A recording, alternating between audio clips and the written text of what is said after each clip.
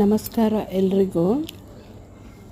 ಈ ದಿನ ಸೋಯಾ ಚಂಕ್ಸಿಂದ ವಡೆ ಮಾಡ್ತಾಯಿದ್ದೀನಿ ಅವೆನಲ್ಲಿ. ಸೋಕ್ ಮಾಡಿದ್ದೀನಿ ಸೋಯಾನ ಒಂದು 3 hours. ನಂತರ ಮಿಕ್ಸಿ ಜಾರ್ಗೆ ಹಾಕ್ಕೊಂಡು ಸ್ವಲ್ಪ ರುಬ್ಕೋಬೇಕು. ನಂತರ ಅದರಲ್ಲಿ ಅಚ್ಕಾರದ ಪುಡಿ, ಗರಂ ಮಸಾಲ, ಸೋಯಾ ಎಲ್ಲ ನುಣ್ಣಗೆ ನೈಸ್ ಮಾಡ್ಕೊಂಡು ಮತ್ತು ಜಿಂಜರ್ ಗಾರ್ಲಿಕ್ ಪೇಸ್ಟು, ಸ್ವಲ್ಪ ಈರುಳ್ಳಿ ಕಡಲೆ ಹಿಟ್ಟು ಈರುಳ್ಳಿನ ಎಲ್ಲ ಹಾಕಿ ಸಣ್ಣ ಚಾಪ್ ಮಾಡಿ ಚೆನ್ನಾಗಿ ಮಿಕ್ಸ್ ಮಾಡಬೇಕು. ನಂತರ ಅಚ್ಕಾರದ ಪುಡಿ, ಗರಂ ಮಸಾಲ, ನಂತರ ಸ್ವಲ್ಪ ಜಿಂಜರ್ ಗಾರ್ಲಿಕ್ ಪೇಸ್ಟು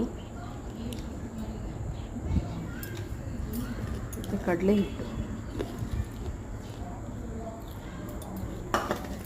ಚೆನ್ನಾಗಿ ಮಿಕ್ಸ್ ಮಾಡಿದ ನಂತರ ಫ್ರಿಜ್ಜಲ್ಲಿ ಇಡಬೇಕು ಒಂದು 10 ನಿಮಿಷ.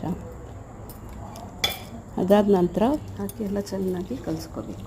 ತೆಗೆದು ಸ್ವಲ್ಪ ಕೊತ್ತಂಬರಿ ಸೊಪ್ಪು ಎಲ್ಲ ಉದುರಿಸ್ಬಿಟ್ಟು 15 minutes ಫ್ರಿಜ್ಜಲ್ಲಿ ಇಟ್ಟಿದ್ದೆ. ಈರುಳ್ಳಿನ ಈಗ ಕಟ್ ಮಾಡಿನೂ ಹಾಕ್ಕೋಬೋದು ಅಥವಾ ಫಸ್ಟೇ ಮಿಕ್ಸರ್ ಜಾರ್ಗೆ ಹಾಕ್ಕೊಂಡಿದ್ದೀನಿ ನಾನು. ಚೆನ್ನಾಗಿ ಮಿಕ್ಸ್ ಮಾಡಿಬಿಟ್ಟು ವಡೆ ಥರ ತಟ್ಕೊಂಡು ಇದು ಬರೀ ವೆಜಿಟೇರಿಯನ್ ಬೇಕಿಂಗ್ ಟ್ರೇಯಲ್ಲಿಟ್ಟು ಬೇಕ್ ಮಾಡಬೇಕು. ಚೆನ್ನಾಗಿರುತ್ತೆ. ಅಥವಾ ಡೀಪ್ ಫ್ರೈ ಕೂಡ ಮಾಡ್ಬೋದು.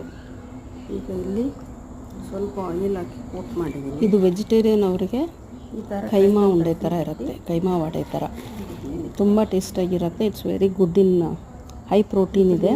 ನೀವು ಟ್ರೈ ಮಾಡಿ ಫ್ರೆಂಡ್ಸ್. ಈ ಥರ ಕೋಟ್ ಮಾಡಬೇಕು. ಇದು ತುಂಬ ಹೆಲ್ದಿ ಆ್ಯಂಡ್ ಈಸಿ, ಟೇಸ್ಟಿ ಕೂಡ ಫ್ರೆಂಡ್ಸ್. ನೀವು ಟ್ರೈ ಮಾಡಿ. ಇದು ನನ್ನ ಮಗಳಿಗೆ ತುಂಬ ಇಷ್ಟ. ಅದಕ್ಕೆ ಇವತ್ತು ರಜಾ ಅಲ್ವಾ, ಅವಳು ಎದ್ದೋಳಷ್ಟರಲ್ಲಿ ಮಾಡೋಣ ಅಂತ ಮಾಡ್ತಾಯಿದ್ದೀನಿ. ಸೊ ಅಷ್ಟೇ. ಇದಿಷ್ಟನ್ನು ಈಗ ಬೇಕ್ ಮಾಡೋಕ್ಕೆ ಇಟ್ಬಿಡೋಣ. ಇದು 2 sides ಇದೆ ಆಪ್ಷನ್ನು.